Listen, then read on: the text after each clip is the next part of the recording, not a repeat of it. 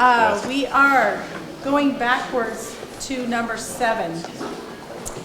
Our wildlife project update. So, agenda item number 7, Nevada Department of Wildlife project update, Secretary Wasley, informational. The Commission has requested that the department provide regular project updates for ongoing projects and programs as appropriate based on geography and timing of meetings. These updates are intended to provide additional detail in addition to the summaries provided as part of the regular department activity report and are intended to educate the Commission and the public as to the department's ongoing duties and responsibilities. Thank you, Madam Chair. Apologize for the earlier confusion on this agenda item, but I think we're good to go now. So we've got Brad Bauman, fisheries biologist, right here in Winnemucca, and he's going to share with us a presentation on the James Kinney Urban Pond, and we're going to take a field trip at the close of today's meeting to actually get the opportunity to see it. But I mentioned earlier just the importance of connecting people with wildlife. We've heard that word connection a couple times, and it's a really, really important piece of culturing conservationists or a conservation ethic. The very first step, we've had a pretty big exodus of attendees as we switch from the last agenda item to this one, but there's a number of different issues that bring people to this meeting. But the one thing that all interested parties have is a connection with wildlife, whether that connection comes from wildlife viewing, photography, recreational pursuit, and it's that connection that leads to the next step, which is a respect for wildlife. And through respecting wildlife is where we get a desire to protect wildlife. And so connecting people to wildlife through urban fisheries is an essential part of the recruitment, the retention, and the reactivation of anglers, but anglers as a piece of the broader conservation community. So I'll shut up there and turn it over to Brad, who will share with us a little bit about the James Kinney Pond and more generally, hopefully, a little bit about the importance of urban fishing and as a tool for recruitment, retention, and reactivation of anglers. Take it away, Brad. Yeah, thank you, Madam Chair, members of the Commission. Yeah, I'm glad to present on this. It's one of the projects we've had recently here in Winnemucca, a community-based project where it's our newest fishery around here. Now we have an urban community fishery right outside of Winnemucca here that we'll go down and take a look at after my presentation here. But here's just a Google Earth image of it, and it's right in the middle there, kind of where it says Urban Pond. You can see I-80 and 395, and it's down along the Humboldt River, and it is in the Humboldt River floodplain, and I'll talk a little bit about that and show you some pictures about that. Here's just some aerial views of it. This top picture, this is before the pond was built. It's in that top left corner, kind of where you can see where that slough is there. And then the bottom picture is just kind of a drawing of where the parking lot and the pond and the slough, and we'll see all that when we're down there. But this idea of an urban pond in Winnemucca was a discussion starting in the early 2000s. And we were just looking for a spot to, where could we have one? And we never really found a good spot. And we ended up, a landowner came forward, the Kenny family, and Jim Kenny said, I have a piece of property down by the river where it would make a good spot for a pond, and I'm willing to work with you guys on it. And I said, okay, we can probably make something happen. So then we started looking at cost estimates of it, and it looked like this pond was going to cost around $264,000 to get done and completed, and we did that in 2011. In 2015, NDOW and Humboldt County signed an agreement on that NDOW would manage the water and the fish in the pond, and Humboldt County would kind of manage the land. And there's also a lease agreement with Humboldt County and the landowner, where Humboldt County, I believe it's a 50-year lease they're on with the landowner, where they're going to lease that property for like $1 a year. So it's on a long-term lease, and the Kenny, without that lease, we wouldn't have been able to do this because we were able to find a spot to put this pond. So we were able to start construction in 2016, and the initial construction and moving the dirt and the earthwork was started with Humboldt County and their equipment and their roads department and things like that. And it was also done by Newmont and Barrick Gold Mines. They brought equipment operators in and equipment, and now Newmont and Barrick are Nevada Gold Mines. So we started that construction in the winter of 2016, and it started snowing a little bit, and we kept moving dirt, and then it kept snowing, and it kept getting wetter and more wet. And then they had to stop construction because it was getting a little too mucky, and then we had the spring runoff, and like I said, this is in the floodplain of the Humboldt River. Well, in the spring and summer of 2017, the river flooded, filled up the pond, and it just delayed construction on these bottom two pictures here. So it took a while for that to dry out. If any of you have ever seen the flood along the Humboldt River, the best descriptions from the water resources guy, he goes, it's just a really slow moving train wreck. The water comes and it stays for a while, and then it subsides and dries out again. So we were able to pick up construction again after it dried out and we got the water out of there. The pond is lined, so we retain what water's in there and we just don't lose it to the river. All this pond liner was donated, and a company donated their time to come in and weld that pond liner together. Being that we're in Winnemucca and really close to the gold mine, we have access to those resources that do work like this. So these are just some more pictures of it being constructed. So we had a ton of community involvement in this project. We got that first cost estimate in 2011, and in 2018 we finally were able to open it. And these urban ponds are managed as a put and take fishery where we stock mostly trout in them each year. In this pond in particular, we stock about 4,000 trout in it. I add warm water fish on an opportunistic basis. I'll talk a little bit more about that. Whenever we can purchase some or get our hands on warm water fish species such as smallmouth bass, largemouth bass, bluegill, crappie, channel catfish. I already talked about the agreements that were signed. On the right is just a list of organizations and people that came together to make this happen. The big one was the Kenny family leasing the land to Humboldt County. Without that, we wouldn't have been able to make this happen. The first NGO to come to the table was Nevada Muleys, and they came to the table and said, we will put at least $25,000 towards this project to make it happen. Then we went to other groups, Nevada Chucker Foundation, Midas NBU stepped up big. I've already talked about Humboldt County. Nevada Gold Mines, which is Newmont and Barrick, they did a lot of the initial moving the dirt, excavation work, groundwork on there. And then Southwest Gas and Arizona Pipeline, where we get our water from, when we go down there, right across the street, NDOW has a fish holding facility there where I'll get fish in from the hatchery and then stock them out. And we have a water right where we have 234 acre feet of water.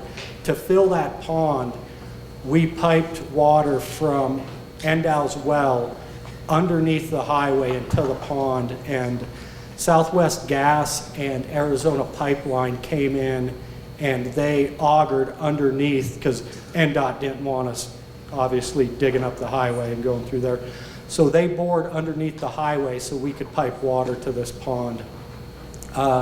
Humboldt Ready Mix donated a lot of the rock and landscaping material around the pond. Agro America's out of Fernley. They donated a lot of the pond liner. Solar Solutions is out of Elko. They came in and put in a little pump and a solar panel to put in a drip system for the trees and some of the landscaping around there. Honeywell Construction really stepped up. After the flood, Humboldt County's resources and the gold mines resources were strapped, and they could no longer have people doing the dirt work and excavating the pond. So Honeywell Construction came in along with 3 NGOs and said, we'll finish construction, and the plan was the NGOs were just going to pay Honeywell Construction to finish all the dirt work. Well, they finished it, and Honeywell never submitted a bill to the NGOs to do any of that work. So on Lauren Honeywell's part, he just donated all that work to finish the dirt work. Team Silverado built some metal benches that are at the pond. We'll see. Winnemucca Volunteer Fire Department donated some picnic tables and things around the pond there. Western Nevada Supply donated all the pipe, which was, I think, almost 2,000 feet to go from our well underneath the highway into the pond. And Ron Seed and Supply donated the trees for the landscaping around it.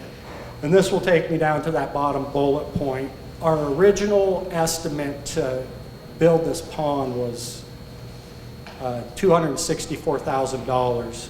In total, the three NGOs spent almost $10,000 on it. Rest of the work was completely donated by various people, companies, mines, organizations. And I need to give a special thanks to some of the community members here and individuals that really made this happen. Mariana Enochson, who is a former employee of NDOW. She was AA here at NDOW for many years. She was very instrumental in making this happen. She held me accountable and basically called me every month starting in about 2011 and said, "Brad, what's going on with the pond?" In a very nice way. And if any of you ever worked with Mariana, she does it in a very nice way and she holds you accountable. Doug Kane, who was on the Winnemucca City Council, he was very instrumental in bringing all this together and bringing all the groups together and getting things done. Jim Rackley, he's with Nevada Muleys and Nevada Chucker Foundation, and just on his own time, he made sure a lot of these things happened in a timely manner. And then Nate Blanton was with Midas NBU, and he made sure they stepped up and provided financial support and made things happen for us. So here are a few pictures. So this pond actually, with social media, it has its own Facebook page now, just by members of the community. And things are posted on there on what's going on with the Winnemucca Community Pond. That picture in the center, that's one of the volunteers, a volunteer from Nevada Muleys, putting in the drip line and the trees around the pond and trenching that. That picture up on the left is a channel catfish that was caught there. We were able to do a salvage event from some areas of the Humboldt River that were drying up, and we got this channel catfish before the pond opened and put it in there. And when we got that channel catfish, it was 17 pounds, and we put it in the pond, and it was caught 3 times before somebody kept it.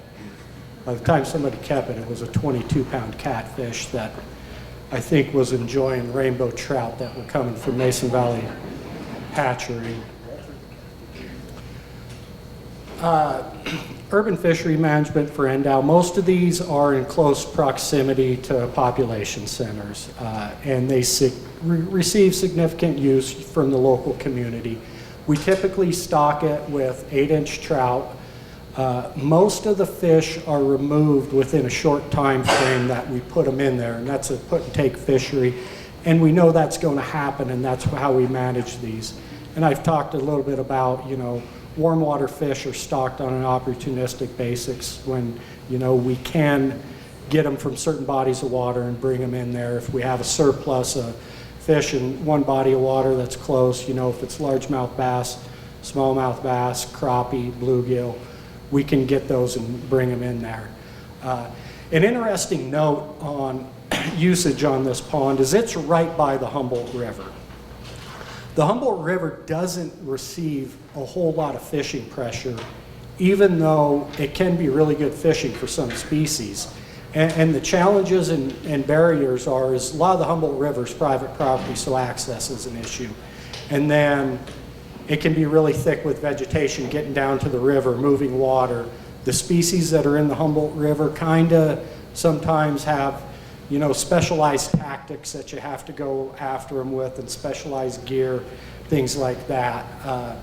But the pond we put in receives a lot of use, and I'll get to that here in just a minute. This is the Fish NV tool that anybody can access online, and you can just pull up urban fisheries, and all these dots here, these blue dots are the urban fisheries we have in Nevada. Right now, I think we have a little over 30 of them. That number I was trying to figure out exactly. There's new ones going in every year, so right now we have over 30 of them. You can see the blue dots are concentrated around the population centers, but as we get out further here into the rural areas, we are getting some of those out there, and these fisheries are really popular. So for angling use on some of these, I pulled some data for some of these urban fisheries that we have.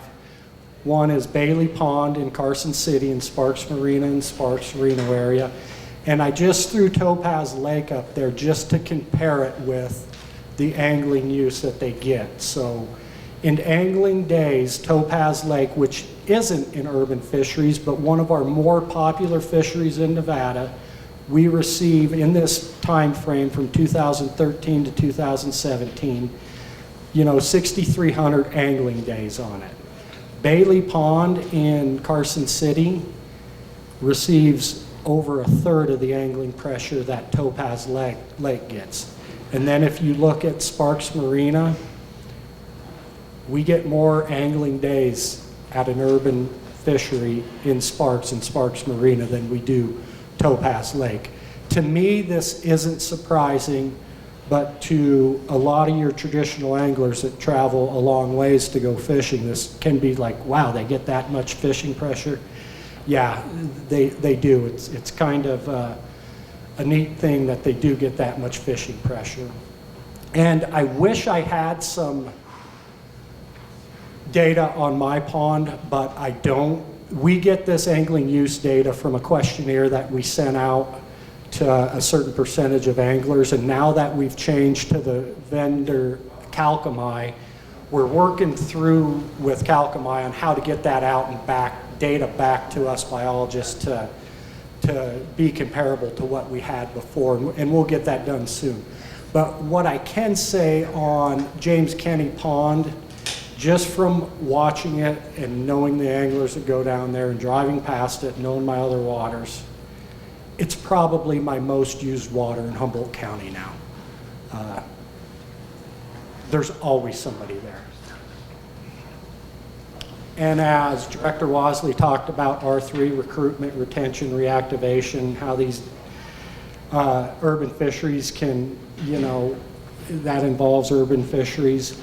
Like I was talking about, making the comparison to James Kenny Pond in the Humboldt River, there's a lot of barriers that these fisheries reduce that anglers might be not comfortable with, intimidated about. If you're a new angler, do you really want to travel an hour or two to somewhere you've never been, to where you don't know about access? There might be some vegetation around there, you can't quite get to it. There's things out there, or there's this fishery that's real close to where you live that you always see people fishing at that you can go to. So those barriers are reduced. And a lot of our fisheries, sometimes like for mine, if anybody's ever been to Onion, Knot Creek, Blue Lakes up in the Pine Forest, you better have a four-wheel drive vehicle if you're going up there. Not all these people that want to try to start fishing have access to four-wheel drive vehicles. They might just be a two-wheel drive vehicle. There's a gravel parking lot there. There's picnic tables usually at these urban fisheries. So those barriers are reduced. So why do people fish at urban fisheries? Well, they like to get out and relax and unwind. They want to be in the outdoors. They want to be with the family and friends. Some people do it for sport. At James Kenny, I see people there catch and release fishing, and I see Tom Casanelli here. He rattled off a number to me last year. How many fish did you catch at the pond last year, Tom? I don't know, but a bunch. Yeah, I think you rattled off a number over 300 that you had caught at the pond, and I see Tom down there a lot with his fly rod doing catch and release fishing. Then there's a lot of people that go down there to catch and keep the fish, and they use that for food. And then a lot of it has to do with access and affordability. Most of our fisheries, a lot of fisheries in Nevada, we're the driest state in the union, they're few and far between. You have to travel quite a ways sometimes. Before I had James Kenny Pond, if you wanted to go to a reservoir or a pond close to Winnemucca, it was Built Creek Reservoir, which is 70 miles north of town, or there's a pond south of Winnemucca called Spalding Pond, which is about 45 miles or an hour away. So you have to make that commitment to travel, then people are going to look at paying for gas and all that thing, the affordability aspect of it. Or they can drive 10 minutes and go to this pond, and you don't make that time investment or that commitment of paying for gas and affordability and things like that. One other thing I want to mention on these urban fisheries, that a lot of them are going to have consistent water now that we're entering a drought period. A lot of my fisheries are going to shrink down. Some of them are going to go dry. This is going to be one of them that will have consistent water where people can go fish.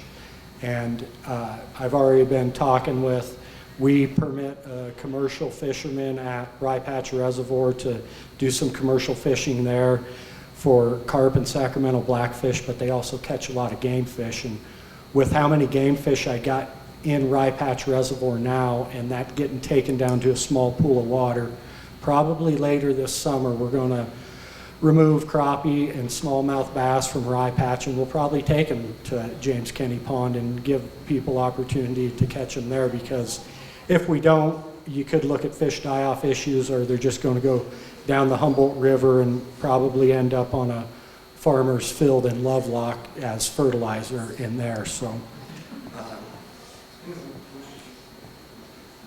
some of the future projects, this is kind of neat that we're having this meeting right here, because I've been in, since we've had James Kenny Pond come to Winnemucca, a lot of people are like, oh, we should get more of these things, this is great. And members of the city council and the city manager, city engineer in Winnemucca talked to me. So this gray area, well, I don't have my laser pointer, but this pointer won't work here. You can see where the Boys and Girls Club is here. So just this street out to the corner, there's future plans to build another pond, and they want to make another urban fishery here in Winnemucca. So I may gone from Winnemucca never having any to here in a short time frame to where we're going to have 2 of these urban fisheries. And the city has gone after grant money themselves to look to pay for this, and we'll probably end up entering into an MOU, an agreement where, you know, the city will manage the land and we'll manage the fish in the water and move on from there. But that's one of the future things that we have here in Winnemucca, is that we're probably going to end up with 2 of these ponds here in the next few years instead of just 1. And with that, if anybody has any questions, I'll wrap it up and answer any questions. Thank you, Brad. That was really great. Any questions for Mr. Bauman? Bauman. My apologies. Mr. Any questions? Comments? Madam Chair, just really quick, I just want to thank the community. I want to thank all the volunteers. Huge community engagement, really rallied around it, and wouldn't have happened without some of that local push, and Brad and some others at the department. So I know he didn't include himself in that, but he had a key hand in that too. So appreciate the opportunity to participate, and it bodes well for the department, but it wouldn't have happened without the outstanding community and all the volunteers. So thanks, Brad. Thank you. Yeah, so I guess we're going to go on a tour after that. I'm not sure if everybody knows where it is or how to get there, but it is just Winnemucca. Just drive around till you find it. Shouldn't take too long. No, but I can wait outside the parking lot. I know some of the other NDOW people know where it's at, so eventually we'll be able to find it, or everybody can just follow Tom because he wants to go get his flyer out and go fishing this evening. Sounds like a plan. Okay, thank you so much. All right, wrapping up our agenda item number 12, public comment. Period. Public comment will be limited to 3 minutes. No action can be taken by the commission at this time. Any item requiring commission action may be scheduled on a future commission agenda. Do we have any public comment?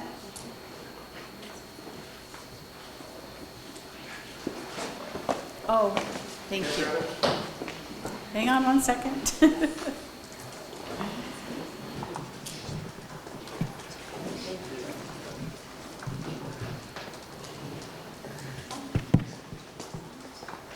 Karen Taylor, Washoe County resident. I am here for, with your permission, Chair Commissioner East, to say goodbye to Commissioner Hubbs. Yes. Okay. First of all, Commissioner Hubbs, I'm going to speak from the first. Bear advocates couldn't be here today, and I guess there was no way to call in or something, so I wanted to give you a message from them. Quote, "We want to thank her. She has been a light in a very dark chapter of Nevada wildlife management when those tasked with protecting bears promote a mentality that considers killing of another species a sport. We really see her as a light in the darkness." So thank you. And then also, this one's from me. I wanted to say thank you so much. What distinguishes you from so many other people is that you put wildlife first, and your decisions were based on sound thinking about the needs of wildlife, and not just the species that seem to drive the money, the mule deer, elk, sheep, mule deer. You spoke up when it was important for all wildlife, and I respect your courage, and all the best for the future. Thank you so much for your service. And then one last thing, separate from this, since we were talking so much about fisheries, I just wanted to point out that the ponds are a really good source of water for birds and some of the other wildlife. And it's really excellent that you did that. My only concern is that when I do community cleanups, I seem to see a lot of fishing line and trash and stuff from fisher people, and it's something that I hope that we're doing with education to prevent them from leaving the fishing lines. Down in Rye Patch a couple months ago, when we were there, I was there by myself for a while, and I remember looking in the water and seeing this thing that looked like a jellyfish, and it was actually a conglomeration of fishing line and that kind of stuff. So I hope that we're doing some public education with fishing line. Thank you. Thank you, Ms. Taylor. Any other public comment? Okay, with that, we are adjourned. We'll follow you all to the pond. Thank you.